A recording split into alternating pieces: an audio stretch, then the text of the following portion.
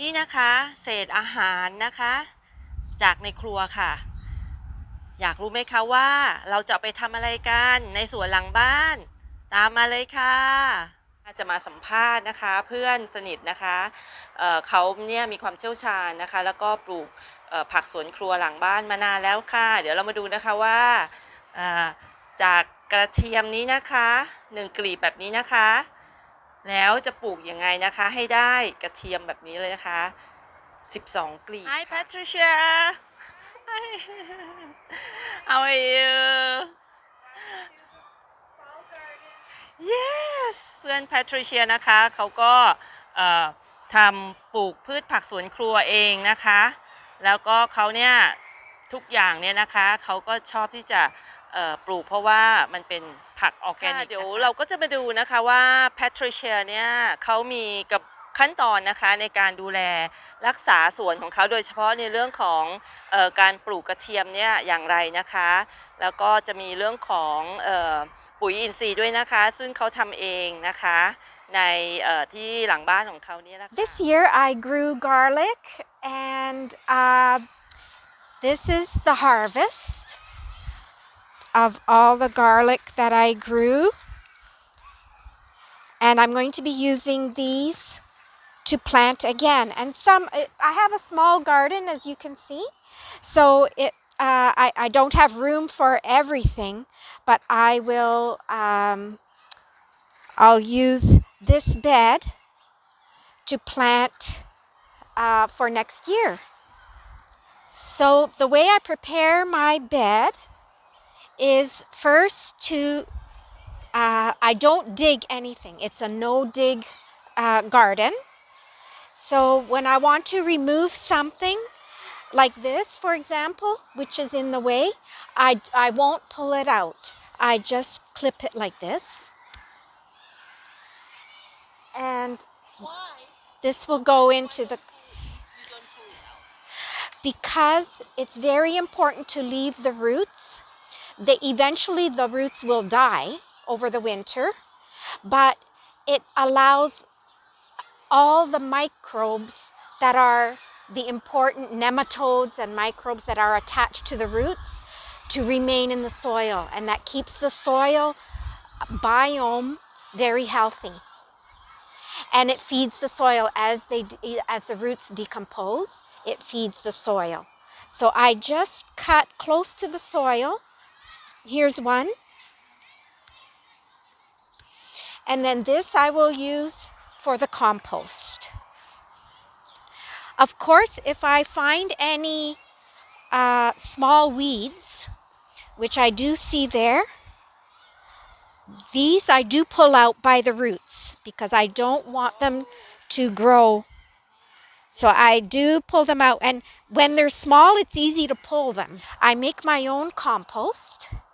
and so I have a bin here.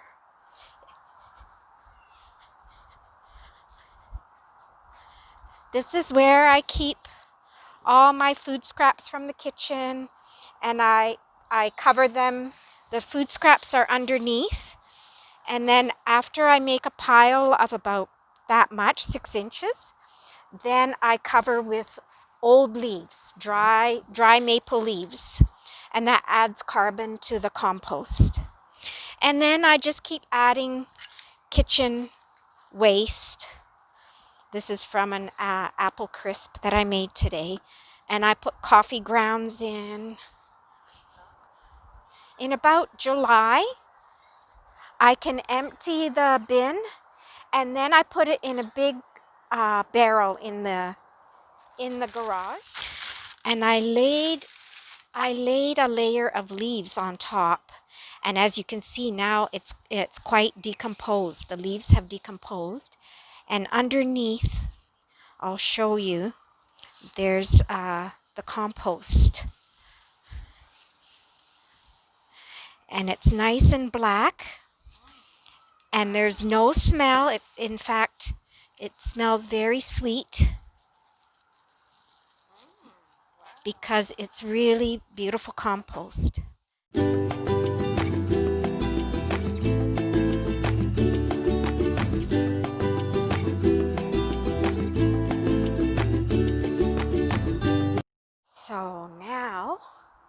I'm going to split apart a head of garlic, and the fatter the cloves are, the bigger the garlic, the fatter your bulb will be next year. So I'll split this one apart. It's very healthy, very hard and firm. So we have 1, 2, 3, 4, 5,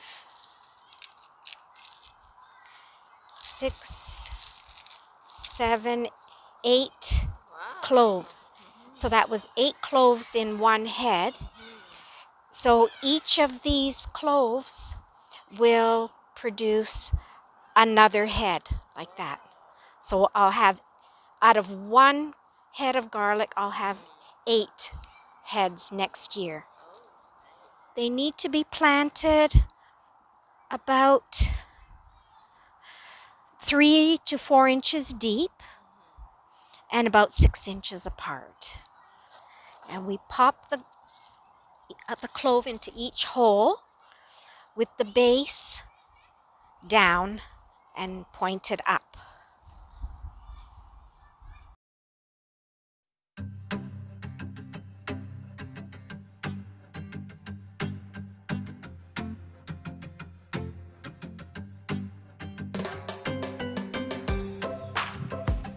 We have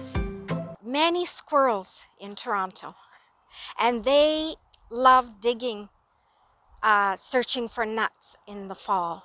So they dig in the garden, especially where you've just been working that day. If I left it like this, tomorrow morning I would find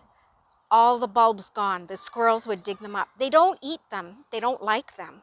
but they think it might be something good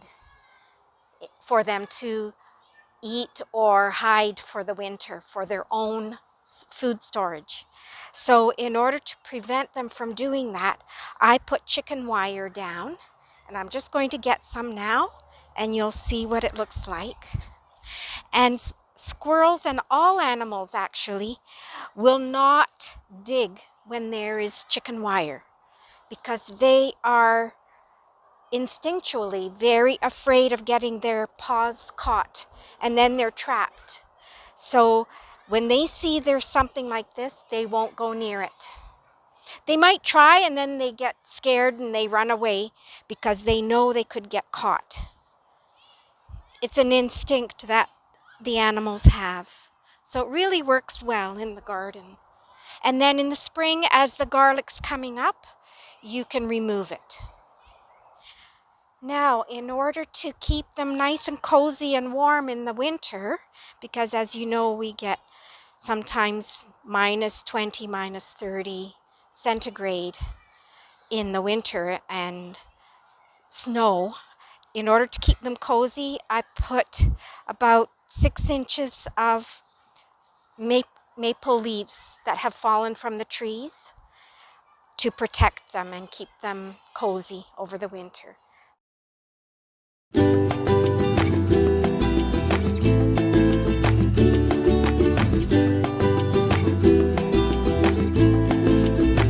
It's to keep them warm, but also when we have a warm winter day, it keeps the soil cold, because we don't want the garlic to start sprouting in the middle of winter. I collected these leaves from my front yard, where there's leaves from a tree I have and the neighbor's tree, and you can see they're all dry and decomposing. So they will make a nice blanket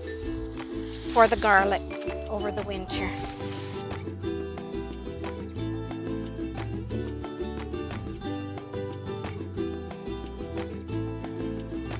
And that's it.